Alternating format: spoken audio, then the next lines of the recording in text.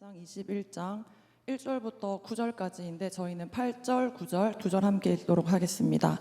사무엘상 21장 8절, 9절 다 함께 한 목소리로 읽겠습니다. 시작. 다윗이 아히멜렉에게 이르되 여기 당신의 수중에 창이나 칼이 없나이까? 왕의 일이 급함으로 내가 내 칼의 무기를 가지지 못하였나이다 하니 제사장이 이르되 내가 엘라 골짜기에서 죽인 블레셋 사람 골리앗의 칼이 보자기에 쌓여 에봇 뒤에 있으니 내가 그것을 가지려거든 가지라. 여기는 그것밖에 다른 것이 없느니라 하는지라. 다윗이 이르되 그 같은 것이 또 없나니 내게 주소서 하더라. 아멘. 하나님 감사합니다. 오늘도 주의 날을 거룩하게 여기는 우리 사랑하는 한성교회 뉴액체 청년들과 또 성도님들 함께 예배드립니다. 거룩하게 구별되어져진 이 예물들 사용되어지는 곳마다 하나님의 이름만 드러나게 하시고 우리의 인생 또한 하나님이 쓰시기에 편한 방법대로 빚어가는 인생 되게 도와주시옵소서. 오직 하나님만 드러나는 인생 되기를 소원합니다. 예수님의 이름으로 기도드립니다. 아멘. 여러분 혹시 여러분의 몸에는 상처가 있습니까? 흉터가 있습니까? 제 몸에는 크고 작은 흉터가 좀 많은 편인데요. 다 왼쪽에 있습니다. 크게는 왼쪽에 눈썹에 제가 스크래치가 이렇게 나가 있고요.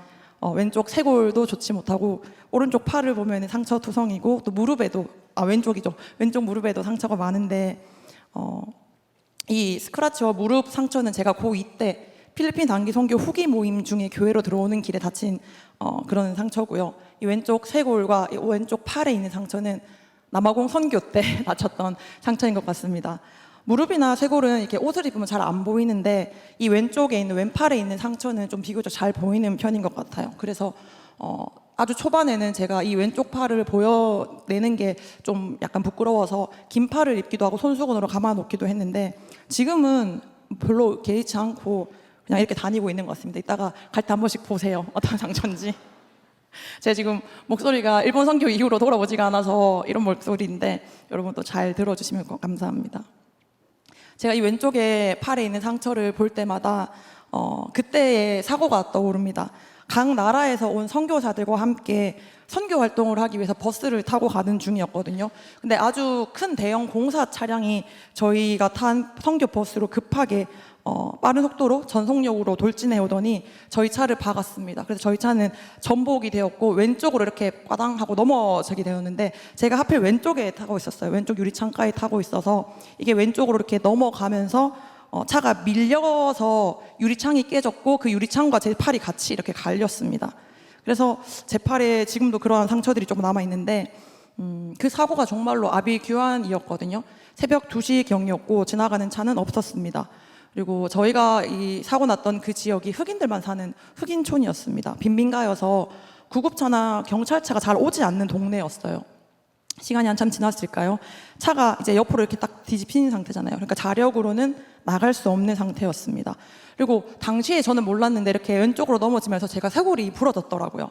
그러다 보니까 제 힘으로 이게 어쩐지 움직여지지가 않아요. 이렇게 넘어졌는데 차가 이렇게 옆으로 전복되어 있고 저는 기울어져 있는데 힘을 내서 일어나려고 하는데 일어나지지 않더라고요. 그리고 팔이 이제 같이 유리창이랑 갈리면서 나왔던 피로 이 바지가 온통 피 범벅이 되어 있었습니다. 버스에는 적어도 5개국 이상에서 온 선교사들이 함께 타고 있었거든요. 각기 자기 언어로 아프다고 소리 지르기도 하고 울기도 하고 막 어떤 사람들은 기도하는 소리로 들려지는 어떠한 자기 말들이 들리기도 하고 찬양 소리도 들리기도 했던 것 같습니다. 저는 이상하게 그 장면이 지금도 머릿속에 생생하게 있어요. 제가 한 3번째 줄쯤에 탔는데 앞에서 막 소리 지르고 있고 막 울고 있고 그랬던 장면들이 여전히 머릿속에 있습니다. 그런데 어느 시간이 지났을까요? 제 마음 가운데 갑자기 그 찬양 아시나요? 하나님 한 번도 나를 실망시킨 적 없으시고, 불러드리고 싶은데 제 목소리가 이래서 오늘은 불러드리지 못할 것 같은데 그 찬양이 머릿속에 갑자기 울리더라고요. 제가 평소에 많이 부르던 찬양이 아니었거든요. 그런데 그 아비규환 같은 상황 가운데서 실상은 전복된 버스 위에서 내가 할 수 있는 건 아무것도 없는, 한 발자국도 움직여지지 않는 그 시간 가운데에 바지가 온통 피로 물들여 있는 그때에 내 너를 떠나지도 않으리라, 내 너를 버리지도 않으리라, 그 찬양이 마음속에 계속 중얼거려지더라고요. 그러면서 괜찮아, 괜찮을 거야, 이런 마음들이 들었습니다. 원래 흑인촌에서 남아공의 흑인촌에서 이렇게 교통사고가 나면 반드시 사망사건으로 이어진다고 합니다. 아까 말했던 것처럼 흑인촌으로는 보통 백인들이 오피스 잡을 많이 하잖아요. 경찰이나 뭐 119나 이런 분들이 잘 오지 않습니다. 그래서 흑인촌에서 교통사고가 나면 대부분 다 사망사건으로 이어집니다. 제가 탄 선교 버스에는 20명 이상의 사람들이 타고 있었고 다들 이제 경상을 입긴 했지만 저를 포함한 5명을 제외하고는 보통 타박상 정도에서만 그쳤어요. 저도 이후에 사고로 인해서 좀 고생을 하긴 했는데 생명에는 보다시피 아무런 지장이 없잖아요. 그 뒤로 이 지역신문에 이 일에 대해서 실렸다고 합니다. 이 정도 큰 사고에 이렇게 대형 사고가 일어났는데 20명이 넘게 버스를 탔는데 아무도 죽지 않았다. 이건 기적이다. 이러한 내용의 지역신문에 기사가 실렸다고 합니다. 여러분, 이게 행운일까요? 그 사람들은, 그 흑인촌에 있는 사람들은 이걸 행운이라고 얘기하지만 저희는 이게 행운이 아닌 거 알죠? 제게는 이 사건이 하나님 나를 실망시킨 적이 한 번도 없으셨고 그 사고 가운데서도 늘 나와 함께 하셨고 나를 떠나지 않으셨기 때문에 그분의 신실하심대로 우리가 아무도 인명사고로 이어지지 않는 그런 감사한 일로 기억되고 있습니다. 그래서 저는 요즘도 이 상처를 볼 때면 가끔 그때가 떠올라요. 흉터는 남았는데 오히려 이 흉터를 통해서 하나님이 나와 함께 하셨던 그 시간들, 하나님이 나를 통하여 일하셨던 시간들이 떠오르곤 합니다. 오늘 설교 제목이 오하시잖아요. 오직 하나님만 드러나는 시간. 여러분의 인생에도 이러한 오하시, 오직 하나님만 드러나는 시간들이 있었습니까? 하나님을 경험한 일, 하나님이 아니고서야 설명이 안 되는, 설명조차 되어지지 않는 그런 일들이 여러분의 인생 가운데도 있었습니까? 우리 함께 읽었던 이 본문 말씀에서 다윗은 사울에게 쫓기고 있는 중이었습니다. 제가 이 본문을 묵상하다가 도대체 사울이 왜 이렇게까지 다윗을 미워하는 걸까라는 생각을 하게 되었어요. 사무엘상 20장 1절 말씀 한번 같이 읽어볼까요? 제 목소리가 이러니까 여러분이 더 크게 읽어주셔야 돼요. 같이 읽어보겠습니다. 시작. 다윗이 라마나옳에서 도망하여 요나단에게 이르되 내가 무엇을 하였으며 내 죄악이 무엇이며 내 아버지 앞에서 내 죄가 무엇이기에 그가 내 생명을 찾느냐. 여러분, 다윗이 이 사울의 아들이자 자신의 친구였던 요나단에게 이렇게 이야기합니다. 도대체 내가 뭘 잘못했길래, 내 죄악이 뭐길래 너희 아버지 사울이 나를 그렇게 죽이고 싶어 하는 거냐. 답답해하는 거예요. 자신이 이해할 수 없다는 거예요.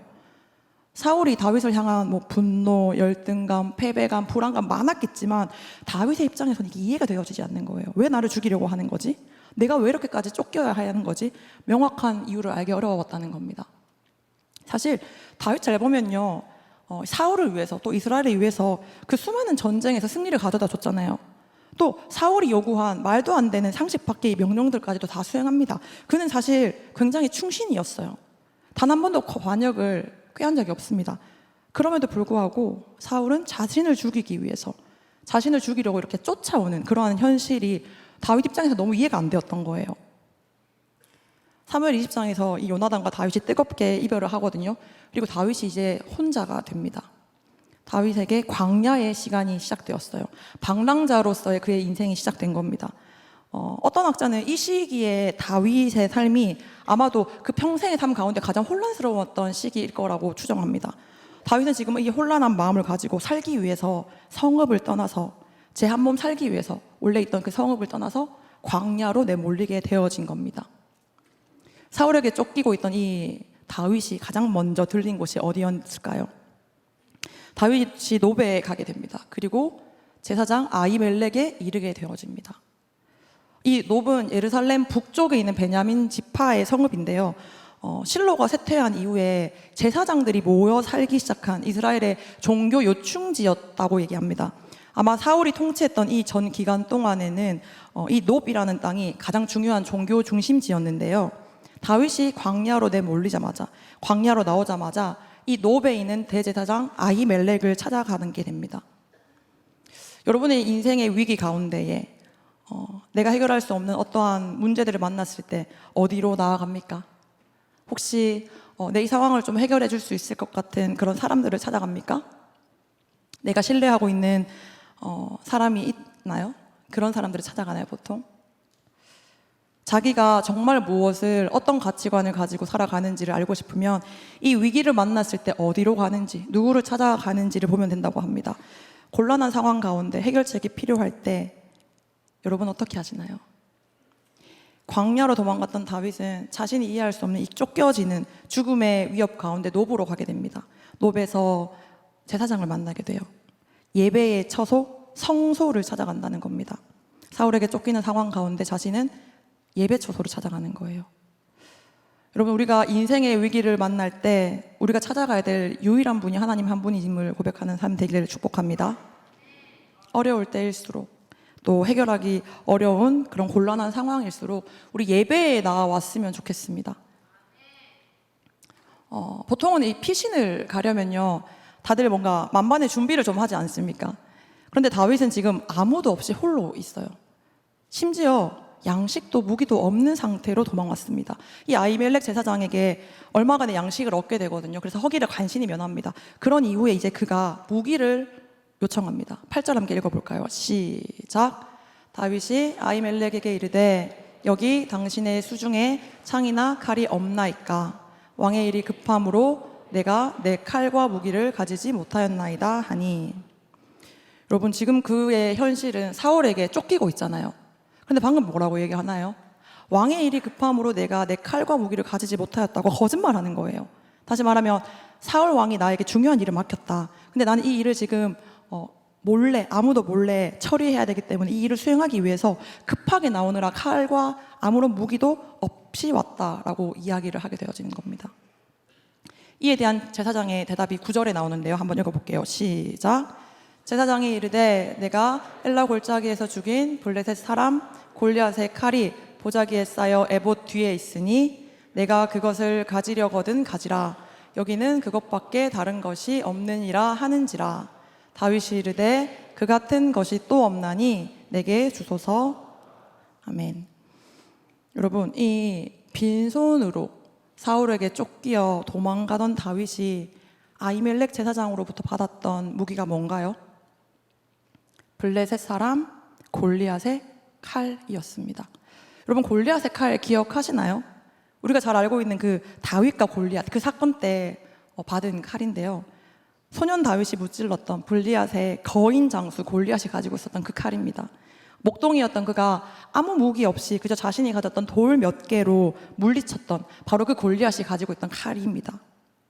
아마 다들 잘 아실 것 같은데요. 이 17장 내용이거든요. 다윗이 골리앗과 싸우겠다고 나아갑니다. 그랬더니 거기에 있는 사울 왕이 자신의 군복을 다윗에게 입히려고 해요. 자신의 노트구를 그의 머리에 씌우고 자기의 갑옷을 입힙니다. 우리 사무엘상 17장 38절부터 40절까지 같이 한번 볼까요? 어떤 상황이었는지 같이 한번 읽겠습니다. 시작. 이에 사울이 자기 군복을 다윗에게 입히고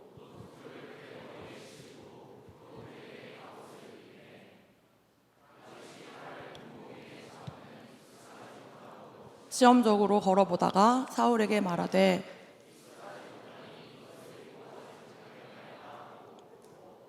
손에 막대기를 가지고 시내에서 매끄러운 돌 5을 골라서 자기 목자의 제구 곧 주머니에 넣고 손에 물매를 가지고 블레셋 사람에게로 나아가니라. 여러분, 방금 읽었던 내용 보면 알겠지만 다윗은 사울의 그 군복과 칼이 굉장히 어색했던 사람입니다. 그래서 익숙하지 못한 이 장비를 차고 나아가느니 차라리 그냥 없이 가겠다라고 이야기하는 거예요.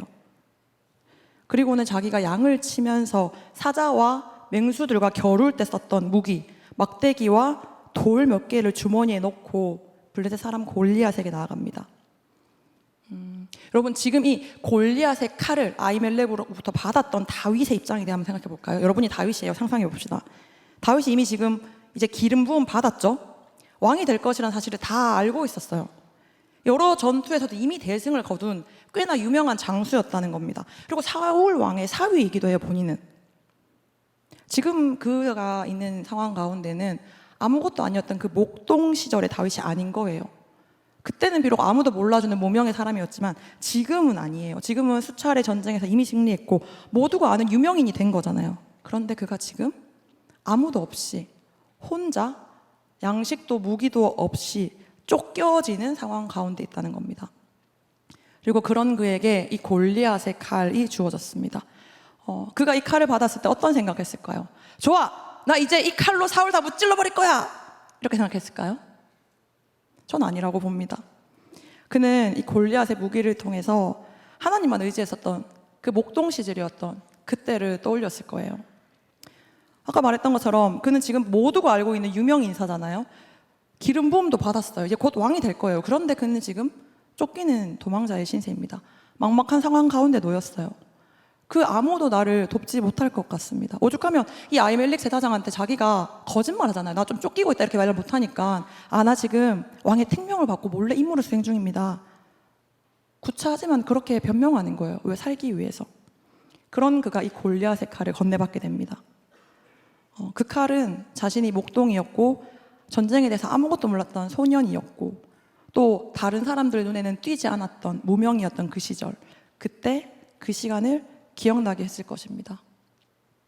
오직 하나님만 의지해서 이 돌멩이 하나만 가지고도 블레셋의 거인 장수 골리앗 앞에 나아갔던 그때를 기억했을 거예요. 그렇게 얘기하잖아요. 너는 칼과 창과 단창으로 내게 나아오거니와 나는 만군의 여호와의 이름 곧 내가 모욕하는 이스라엘 군대의 하나님의 이름으로 내게 나아가노라. 이렇게 외치며 그 골리앗 앞에 섰던 자신의 그 어린 시절을 떠오르게 했다는 겁니다. 다윗은 이 시간을 오직 하나님만 일하셨던 시간으로 기억하고 있었을 거예요. 그래서 골리앗의 그 칼을 보고는 오직 하나님만 드러났던 그때 그 시간을 생각할 수밖에 없었다는 겁니다. 그러니까 다윗에게 이 골리앗의 칼이라는 건 단순히 무기 이상의 것들인 거예요. 이 오화시를 기억하게 하는 물건이었다는 겁니다. 지금은 비록 사울에게 쫓기고 있지만 억울한 상황이지만 내 편이 아무것도 없는 것 같지만 내가 하나님의 이름으로 그 거인 골리앗 앞에 섰던 그때를 기억나게 하는 물건이라는 겁니다. 여러분, 우리 처음 만났던 하나님 기억하시나요? 초심의 때, 우리의 과거에도 아마 이렇게 순수하게 하나님을 사랑하고 의지했던 때가 있었을 겁니다.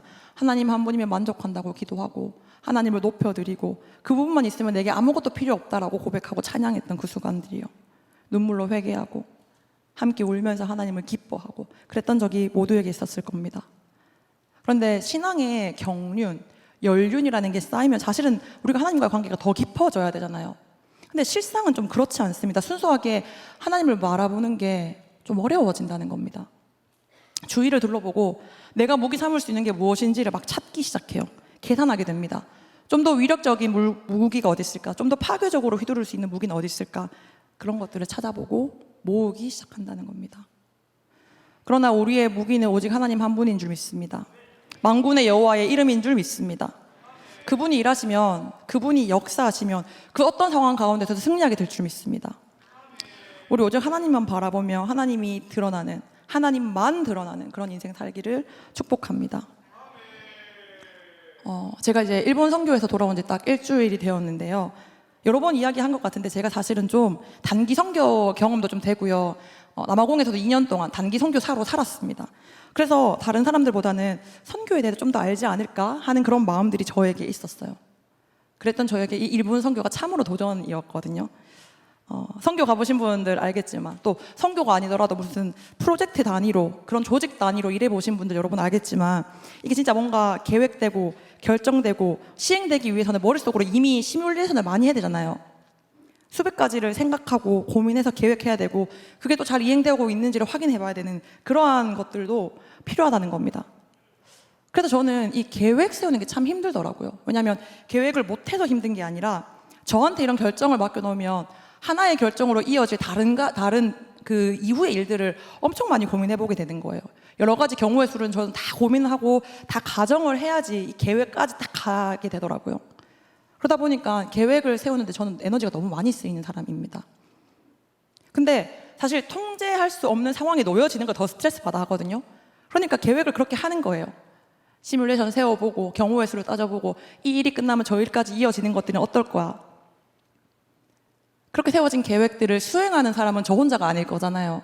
그래서 여러 사람이 수행을 하는데 세웠던 계획대로 일이 되어지지 않거나 내가 세웠던 계획대로 하지 않는 어떤 누군가를 보면은 저는 그게 너무 힘들어요. 힘들다 못해서 막 몸이 아파요. 실제로 막 열도 나고 진짜 몸이 아프더라고요. 그 정도로 저는 이러한 계획을 세우는 거에 참 많이 힘들더라고요. 그래서 누군가 진짜 이런 것들을 알아서 알잘딱깔센하게 이 계획을 참 세워주면 좋겠는데 제 주변에는 죄다 다 뭐 T, 아니 J, 아니 제의가 없어요. 티도 없고 제의도 없고 아무튼 다 계획 없는 즉흥적인 거 좋아하는 친구들이 죄다 많은 거예요. 저희 주변에는. 그러다 보니까 제가 결국은 또 계획하고 또 머리 써서 또 고민하고 힘들어지는 상황들이 많이 놓여졌습니다. 그동안. 근데 제가 이번 일본 선교를 준비하면서 하나님께서 내 이런 부분을 훈련시키고 싶어 하시는구나라는 생각이 강하게 들었어요. 상황이 변하게 되어도 내 예상 밖의 일이 일어난다고 해도 내가 통제할 수 없는 상황 가운데 놓여진다 해도 괜찮다. 그럴 수 있다. 그냥 하나님의 마음만 구하자. 그리고 내 마음이 혹여나 이러한 내가 계획한 것들에 수반되어지지 않는 것들 가운데에 부정적인 생각들에 영향받는다면 그걸 끊어내자. 차단하자. 그냥 하나님만 드러내게 하자. 이러한 생각의 작업들을 저는 선교 가기 전부터 한 달 전부터 계속 해왔던 것 같습니다. 미리미리 결정 안 되어 있으면 저는 굉장히 불안해 하거든요. 근데 이러한 본래의 성향을 내려놓는 훈련들, 또 일이 잘 진행되어지지 않는 것에 답답해하는 제 원래 성향 대신에 기다리는 연습들, 그리고 내가 세웠던 이 통제들 밖으로 넘어갔을 때 느껴지는 실패감, 심지어 무력함에서 자유로워지는 훈련들, 저는 그러한 훈련들을 이 선교를 준비하면서 했습니다. 저희 일본 선교팀 이름이 오하시였어요. 팀 이름을 뭘로 할지 고민하다가 우리가 전도할 역 가운데 오하시라는 역이 있더라고요. 이 오하시가 일본어로 큰 다리, 대교라는 뜻인데 예수 그리스도를 전하는 큰 대교가 되자, 복음을 잇는 브릿지가 되자라는 뜻과 함께 오직 하나님만 드러나는 시간 되길이라는 오하시, 중의적인 표현을 담아서 제가 이 이름을 정해봤는데요. 제가 이 선교 가운데 내 경험, 내 예상, 내 통제권, 내 노력, 내 기질, 내 모든 것들을 내려놓고 오직 하나님만 드러났으면 좋겠다라는 마음으로 이 팀 이름을 정했던 것 같습니다. 여러분 아마 기억하실지 모르겠는데 선교 가기 한 일주일 전쯤에 담임 목사님 설교 중에 여러분 지금도 늦지 않았습니다. 여러분 마음에 감동이 있는 분들은 지금 선교 신청하십시오. 혹시 선교 담당하는 교역자가 안 된다고 하면 저를 찾아오십시오. 이렇게 설교한 적이 있어요. 근데 그게 선교 제가 기억하기로는 한 일주일, 열흘 전이었거든요. 근데 정말로 이 말씀을 듣고 한 집사님께서 감동하셔서 자신의 고3 아들을 신청해버린 거예요. 출발하기 일주일 전이었습니다. 이미 티켓팅은 예전에 다 끝났어요. 사역팀도 이미 배분이 끝나서 거의 연습 막바지였던 거예요. 저도 다 나눠줬고, 그리고 저희가 선교학교를 원래 했잖아요. 선교학교도 이미 옛날에 끝났어요. 저희는 일본 팀이니까 일본 선교사님과 함께 줌 모임을 되게 자주 했는데 줌 미팅도 진짜 여러 번 했는데 그 친구는 이제 신청한 거예요. 한 번도 저희 모임에 참여하지 않은 사람이 신청을 한 거예요. 제 마음 안에는 불안함이 있습니다. 얘 정말 잘 참여할 수 있을까? 얘 고3이라고 하는데 예민하진 않을까? 그냥 엄마한테 등 떠밀려 오는 게 아닐까? 와서 분란 일으키면 어떡하지? 막 온갖 생각과 염려들이 들기 시작했어요. 이 얘기 제가 그 친구한테 얘기했습니다. 하겠다고. 저희가 이 선교 가운데 11개월 되는 아기가 있고 6살, 7살, 초딩, 중딩, 고딩, 그리고 60세 집사님까지 저희 68명이라는 대규모 안에 진짜 남녀노소 엄청 많은 사람들이 함께 오는 선교다 보니까 제 마음 가운데 굉장히 뭔가 이거를 잘 해야겠다는 생각이 들 거잖아요. 어떤 범위 밖에 넘어가면은 불안해지는 게 당연한 거잖아요. 이미 변수가 많았고 그 변수를 그래도 잘 감당해 왔는데 선교 일주일 전에 갑작스런 더 큰 변수, 고3 남자애. 제 안에는 제가 통제하지 못하는 이 상황에 대한 불안감들이 사실 있었습니다. 그런데 선교가 시작되고 이 친구가 처음엔 약간 얘가 적응을 잘 못하는 것 같은데 했다가 첫째 날보다 둘째 날, 그리고 둘째 날보다 셋째 날 얘의 표정도 밝아지고 뭔가 되게 적극적으로 임하는 모습들이 보여지더라고요. 그래서 제가 넷째 날쯤이었나? 우연히 이 친구가 그 강당 앞에 혼자 앉아있길래 옆에 앉았습니다. 그리고 이야기를 이제 꺼내서 잘 지내고 있냐? 황희삭이란 친구인데 이사가 잘 하고 있어? 어때? 물었더니 그 친구가 뜻밖의 자기 얘기를 하기 시작했어요. 이 친구가 원래 중학교 때까지 우울증을 앓았다고 합니다. 그래서 혼자 집에 계속 있었다고 하더라고요. 자기가 우울증 가운데서 많이 힘들어서 사람들과 벽을 짓고 그 애니메이션이라는 가상의 세계에 빠지기 시작한 거예요. 왜냐하면 애니메이션은 늘 행복과 기쁨과 그런 것들이 있는 세상이잖아요.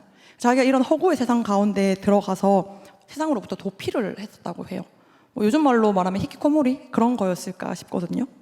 세상과 담쌓고 사람들과 단절하면서 이 애니메이션의 세상에 갇혀 있었다고 합니다. 그런데 이 친구가 엄마에게 등점을 있는 게 맞더라고요. 맞아서 이렇게 일본에 왔는데 일본에 와서 생활하다 보니까 자신의 중학생 때 시절이 떠올랐대요. 그때는 세상으로부터 도피하기 위해서 이 일본 애니메이션을 보기 시작했는데 얼마나 많이 봤는지 일본어가 들린다는 거예요. 일본에 선교를 왔는데 자기는 등 떠밀려서 아무런 계획이 없이 왔는데 자기가 얼마나 그 애니메이션 세계에 갇혀 있었으면 일본어가 들린다는 거예요. 말하는 것까지는 아직 어려워도 사람들이 하는 이 일본어가 들린다는 거예요. 그러면서 그렇게 얘기하더라고요. 아, 하나님의 퍼즐을 이렇게 맞춰가는 것 같아요. 자기가 너무 신기하고 감동적이어서 이 얘기를 묻지도 않았는데 갑자기 저한테 얘기를 해주더라고요. 여러분, 중학생 때 담 쌓고 세상과 단절했던 이 친구, 그리고 고등학생이 되어서 코로나 핑계로 예배로 나오지 않았던 이 친구는 엄마의 신청으로 일본에 떠밀려 온 것처럼 보여지지만 그곳 가운데서 자신의 인생을 관통시켰던 그 하나님을 만나게 됩니다. 오직 하나님만 드러나는 시간, 하나님 아니고서는 설명할 수 없는 그 시간. 이삭이에게는 2023년 이 일본 선교가 그러한 오아시로 기억되지 않을까요? 아마 이제는 길거리 다니다가 뭐 일본에 대한 이야기만 들어도 길에 있는 그 일본 간판만 봐도 하나님과 함께 했던 이 일본 선교가 기억날 수밖에 없을 것 같습니다. 제가 이삭이에게 또 꼰대처럼 이렇게 덧붙였습니다. 이삭아, 살다 보면 사실은 그런 막막한 순간들이 또 올 거다. 근데 네가 만났던 오늘의 하나님을 잘 기억할수록 또 그 하나님과의 만남의 경험들이 많으면 많을수록 인생의 위기 앞에서 아, 하나님이 내 인생을 여기까지 인도하신 걸 봐서는 지금 내가 겪고 있는 이 인생의 어려움도 하나님 또 이기게 하시겠구나라는 확신이 생길 거다. 그래서 우리 인생 가운데에 하나님을 만난 경험들을 잘 기억하는 것도 진짜 중요한 것 같다. 하나님을 만났던 경험들, 네 인생 가운데 오직 하나님만 드러났던 그 시간들, 하나님만 일하셨던 그 시간들, 하나님 앞에서 네가 엎드렸던 그 시간들을 잘 기록해놔라. 그걸 리스트로 만들어놔라. 그런 이야기들을 했습니다. 오직 하나님만 드러나는 시간, 오직 하나님만 일하셨던 그 시간들, 오직 하나님 말고는 설명이 안 되는 그 시간들. 우리 인생에 이러한 오아시들이 많아야 될 줄 믿습니다. 오아시가 많을수록 다시 오게 될 이러한, 여러분, 어려움 또 옵니다. 또 위기 또 분명히 옵니다. 그런데 그 위기 가운데 우리가 흔들릴지라도 다시 쉽게 일어날 수 있어요. 왜? 과거에 하나님이 나와 함께 하셨던 것들 내가 이제 아니까.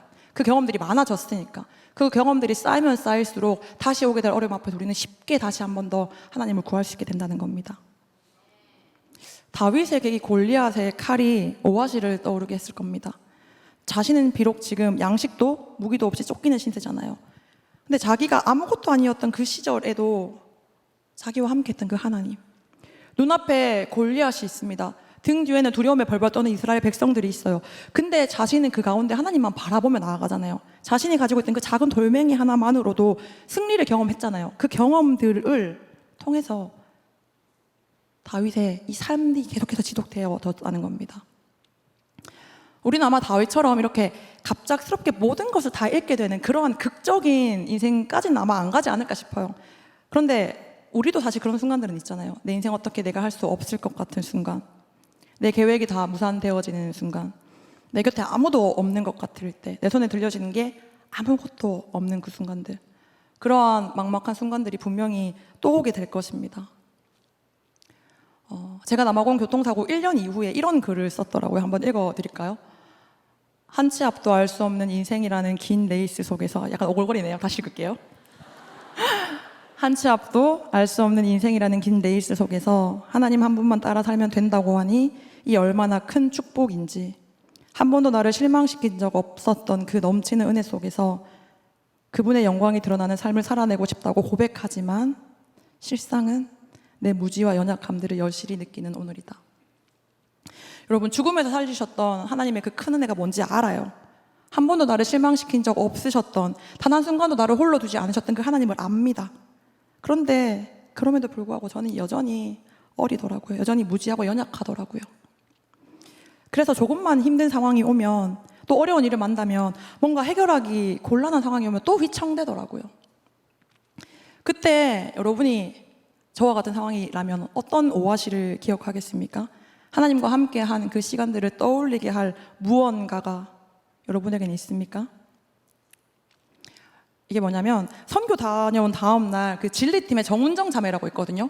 그 정운정 자매가 갑자기 단톡방에 이런, 이게 한 사람이 쓴 거예요. 쭉 쓴 건데 제가 캡처를 다 한 건데, 이렇게 긴 감사 제목을 올리더라고요. 보이지 않죠? 네, 보기에는. 네. 여러분, 이 가운데 이런 감사 제목이 있었습니다. 어릴 때 한 서원을 지키게 하신 신실하심 감사. 선교 신청할 때의 기도 제목을 깜빡 잊고 있었는데 큐티 중에 다시 기억나게 하심 감사. 진짜 제가 봤을 때는 한 200개 되는 감사인데 그 가운데 이런 감사들이 있었어요. 이게 뭐냐면 내가 어느 순간에 했던 그 기도를 결국에는 하나님께서 오아시를 통해 또 기억나게 하신다는 거예요. 내가 어느 순간 했던 그 서원을 하나님이 오직 하나님만 드러나는 그 시간 가운데 내가 살아낼 때에 또 그것들을 떠올리게 하신다는 겁니다. 나는 잊고 있었지만, 나는 그 기도 제목들을 까먹고 있었지만 하나님은 결국 신실하시게 다시 기억나게 하신다는 겁니다. 여러분, 오아시를 기억하기 위해서 여러분에게 감사 제목 그 일기 쓰는 것을 추천합니다. 그리고 말씀 묵상을 기록으로 남겨놓는 것도 너무 좋을 것 같아요. 왜냐하면 우리는 어느 순간에 하나님이 느껴지지 않는다고 또 불평할 거거든요. 어느 순간에 감사할 제목이 내 인생 가운데 너무 없어라고 불평할 수 있는 연약한 존재가 바로 우리이기 때문입니다. 그럴 때 내가 경험했던 이 하나님, 이 감사의 기록들, 나에게 말씀으로 역사하셨던 그 순간들을 잘 적어놓으면은 내 어떠한 절망의 때에 나 혼자인 것 같은 그 때에 그 기록들을 보면서 아, 하나님 나와 함께 여전히 계시구나를 확신할 수 있다는 겁니다. 이런 오아시를 떠올리게 하는 것은 물건이 될 수도 있고요, 감사 기도 제목이나 설교 노트가 될 수도 있고요, 누군가에게는 사람이 될 수도 있고요, 또 어떤 사람들에게는 장소가 될 수도 있습니다. 제가 사랑하는 청년이 그런 얘기를 어느 날 하더라고요. 전사님, 저에게는 이 강단과 첫 줄 사이가 제 자리입니다. 무슨 말이지? 왜 강단과 첫 줄 사이가 자기 자리라고 하는 거지? 라고 생각해서 물어보니까 자기가 고등학교 다닐 때 인생의 허무함들, 마음의 허망함들이 많이 느껴졌대요. 그래서 어떻게 살아야 할지에 대한 의문이 가득했었는데 이때 이 한성교회 이 강단과 일렬 사이 거기에서 엄청 많이 울면서 기도했다고 하더라고요. 하나님을 부르짖으며 기도했던 그 장소, 그 청년에게 아마 여기 어딘가가 오아시가 아닐까 싶습니다. 오직 하나님 앞에서 독대했던 시간, 그리고 그 삶의 인생의 의미를 발견했던 그 장소 말이죠. 여러분, 우리 인생의 오아시가 많으면 많을수록 하나님의 역사하심을 선명하게 느낄 수 있습니다. 우리가 살아갈 날 동안 하나님이 얼마나 선하시고 신실하신지가 분명하게 느껴질 거란 말입니다. 우리에게 이런 오아시가 많이 쌓였으면 좋겠어요. 지금도 오직 하나님만 역사하고 계시는 이 시간임을 인지했으면 좋겠어요. 과거의 오아시만 그냥 놔두는 것이 아니라 그때부터 쭉 쌓여진 현재까지 지금의 오아시들도 많았으면 좋겠어요. 그런 오아시를 매일매일 경험하는 저와 여러분 되기를 축복합니다. 말씀을 정리합니다. 다윗에게는 이후에 이 사울을 죽일 수 있는 기회가 참 많았거든요. 여러분 아는 것처럼 엔게디 광야에서는 사울이 화장실을 찾아가잖아요. 굴을 찾아가잖아요. 근데 그 굴 안에 이미 다윗이 있었어요. 다윗의 사람들은 다윗에게 우리 이 사울을 죽여버리자 이야기합니다. 그런데 다윗은 그저 그 사울의 겉옷자락만 베었을 뿐이죠. 10광야 26장에 나오는데 거기서도 마찬가지입니다. 사울이 진영 한가운데 누워 있어요. 다윗의 충신인 아비새가 와서 창으로 그를 죽이겠다, 찔러 죽여버리겠다라고 이야기해요. 그런데 그때도 다윗은 그를 말렸습니다. 여러분, 사실 다윗이 가장 왕이 되는 쉬운 방법이 사울을 죽이는 거잖아요. 자신을 쫓는 사울을 죽여버리고 자기가 왕위에 오르면 가장 쉽고 빠르게 해결되는 일이었습니다. 게다가 지금 사울이 눈앞에 있습니다. 한 번은 화장실에서 용변을 급하게 보느라 이 겉옷을 자르는데도 몰랐을 만큼, 못 느꼈을 만큼 무방비한 상태였고요. 한 번은 아예 진영 한가운데서 누워 자는 그 사울의 곁에 있는 이 물병을 챙겨 나오거든요. 그런데도 그곳에 있는 아무도 눈치채거나 깨어있지 않았다고 합니다. 여호와께서 그들을 깊게 잠들게 하셨고 사울 진영에 있는 모든 사람들이 깊은 잠에 빠졌던 상황이라고 성경이 기록하고 있어요. 눈앞에 있는 무방비한 상태의 사울을 죽이고 왕권을 획득하면 쉽습니다. 그냥 칼로 찌르기만 하면 끝나는 거예요. 더 이상 나는 쫓기지 않아도 되고 난 이제 왕권을 얻게 되어진다는 겁니다. 그런데 다윗은 그러지 않았어요. 왜일까요? 다윗은 하나님만 드러났던 그 시간, 하나님만 의지했던 그 시간을 기억했을 겁니다. 아마도 이 엔게디 광야나 10광야에서도 다윗의 손에는 골리앗의 칼이 있었을 것이라고 추정하거든요. 이 칼을 보면서 자신이 굳이 사울을 제거하지 않아도 하나님이 원하시면 하나님의 때에 하나님의 방법으로 그분이 직접 그분의 일하심으로 자신을 이 왕의 자리에 둘 것이라는 확신이 있었기 때문입니다. 하나님을 신뢰할 수 있었다는 거예요. 이제 그는 압니다. 오직 하나님이 드러나는 방법은 내 노력이나 열심이 아니라는 사실을 압니다. 내 손에 들린 이 무기로 사울을 죽여버리는 게 가장 쉽고 빠른 길이지만, 인간적으로는 그게 뭔가 해결책인 것처럼 느껴지지만, 왕이 되는 것보다 더 중요한 게 무엇인지 이제 이 다윗은 알게 된 거예요. 여러분, 이게 그리스도인의 삶입니다. 내 뜻이나 내 방법이 아니라 전적으로 하나님께 나를 맡겨드리는 것, 그분의 일하심을 기대하면서 성실하게 오늘 하루하루를, 매일을 살아내는 것, 하나님의 선하심을 분명히 느끼며 살아가길 축복합니다. 그분의 인도하심을 누리며 살아갑시다. 저는 가끔도 이 흉터를 볼 때면 그때가 떠오르거든요. 흉터는 남았지만 오히려 이 흉터를 통해서 하나님이 일하셨던 그 시간들, 하나님이 나와 함께 하셨던 그 순간들을 떠올리곤 합니다. 전도서가 이렇게 얘기하잖아요. 너는 청년의 때에 너의 창조주를 기억하라. 우리에게 주어진 이 매일의 시간을 오직 하나님만 영광 받으시는 시간으로 살아내는 저와 여러분 되기를 축복합니다. 우리 인생이 오직 하나님만 드러나는 시간으로 살아낼 때에 세상은 그러한 우리를 보면서 하나님을 알게 될 줄 믿습니다. 이것이 바로 예수 그리스도를 전하는 그리스도인의 삶, 세상과 복음을 잇는 브릿지, 오아시의 삶인 줄 믿습니다. 우리 하나님께 영광의 박수 올려드릴게요.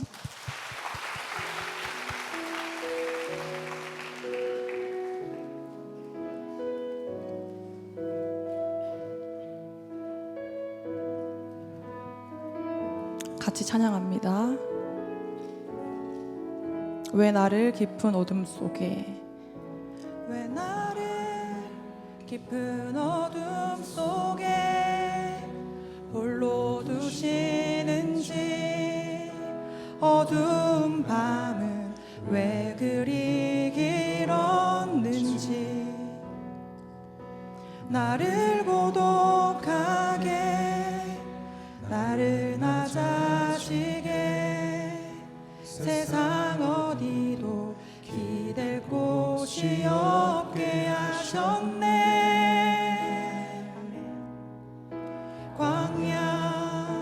광야에 서 있네. 주님만 내 도움이 되시고, 주님만 내 도움이 되시고, 주님만 내 빛이 되시는, 주님만 내 친구 되시는 광야. 아멘. 주님 손 놓고는 단 하루도 살 수 없는 곳,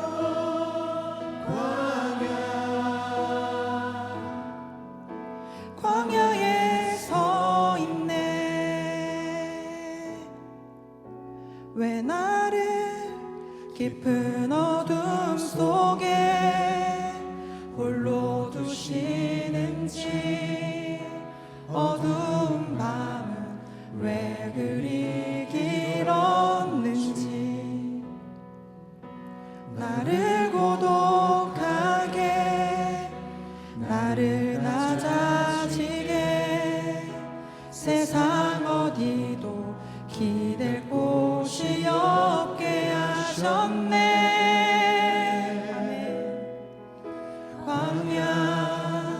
광야에 서 있네. 주님만 내 도움이 되시고, 주님만 내 도움이 되시고, 주님만 내 빛이 되시는, 주님만 내 친구 되시는 광야. 주님 손 놓고는 단 하루도 살 수 없는 곳, 광야. 아멘. 주께서 나를 사용하시려, 나를 더 정결케 하시려, 나를 택하여 보내신 그곳 광야. 성령이 내 영을 다시 태어나게 하는 곳,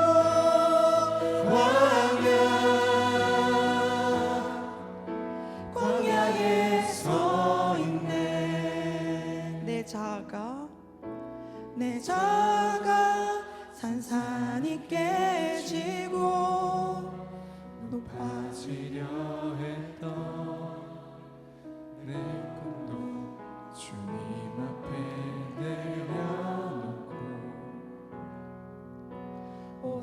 주님 뜻만 이루어지기를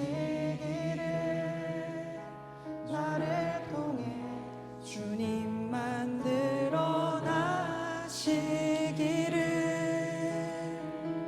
아멘. 광야를 지나면 여러분, 유진 피터슨이 이런 이야기를 합니다. 하나님과 관계에 있는 사람은 누구나 광야에서 시간을 보냅니다. 여러분, 다윗이 광야로 들어갔던 것이 그의 선택이 아니었잖아요.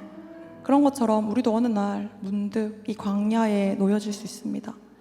막막한 현실 가운데 움츠려들 수도 있고요. 스스로 해결하기 곤란한 이 상황 가운데 마치 나 혼자인 것 같은 절망감을 느낄 수도 있습니다. 그런데 여러분, 하나님 우리에게 광야를 허락하신 이유는 그런 절망감을 느끼라는 게 아닙니다. 우리가 이 광야에 있으면요, 우리의 삶이 단순해지는 걸 느낍니다. 우리의 삶이 깊어지는 걸 느낍니다. 마침내 그곳에서 하나님만이 나의 방패십니다. 하나님만이 나의 피난처 되십니다. 나의 구원자이십니다 라는 고백들이 되어진다는 겁니다. 나의 반석 되시고 나의 요새 되어주시고 나의 산성이시라는 그 고백이 이 광야 가운데 우리 배에서 터져나오게 된다는 겁니다. 여러분, 저는 그 시간을 오아시의 시간이라고 부르고 싶습니다. 오직 하나님만 바라보는 시간, 오직 하나님만 드러나는 시간, 오직 하나님만 역사하시는 시간. 우리 시간 함께 기도할 때 주님, 내게 허락하신 이 광야를 주님과 독대함으로 통과하게 도와주시옵소서. 매일매일의 삶 가운데에 하나님과 함께 가고 있음을 우리가 깨닫게 하여 주시옵소서.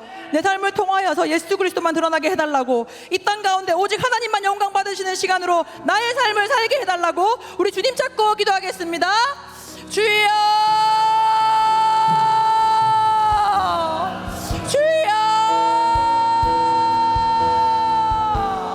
주여. 하나님 우리의 인생 가운데에 하나님 허락하신 그 광야가 있다면 하나님 우리가 통과하겠습니다. 그 광야 가운데 하나님을 누리겠습니다. 그 광야 가운데 하나님과의 만남을 축복하겠습니다. 하나님, 이제 내 모든 삶이 하나님만 바라보게 하여 주시옵소서. 오직 하나님만 드러나는 시간으로 나의 삶을 살아가게 하여 주시옵소서. 하나님, 내가 삶을 하다 보는 동안 나의 삶이 하나님의 영광 받으신 시간으로 살아갈 때에 오직 하나님만 드러나게 될 줄 믿습니다. 주님, 하나님만 드러나는 이 삶을 통하여서 예수 그리스도가 전파되어질 수 있도록 주여 도와주시옵소서. 주님만 내 빛이 되시는, 주님만 내 친구 되시는 광야. 하나님 인생 가운데에 우리의 막막한 가운데에도 그럼에도 불구하고 나와 함께 하신 하나님을 누리게 하여 주시옵소서. 그럼에도 불구하고 나와 동행하시는 하나님을 알게 하여 주시옵소서. 마침내 하나님이 일하시는 그 시간을 내가 경험하게 하여 주시옵소서. 주여, 주님만 내 도움이 되시고, 주님만 내 빛이 하나님 이 시간 가운데에 하나님 나의 요새시라는 고백들이 나오게 하여 주시옵소서. 주님 나의 방패시라는 고백들이 나오게 하여 주시옵소서. 주님 나의 피난처 되어주심에 감사합니다. 주님 손 놓고는 단 하루도 살 수 없는 아버지,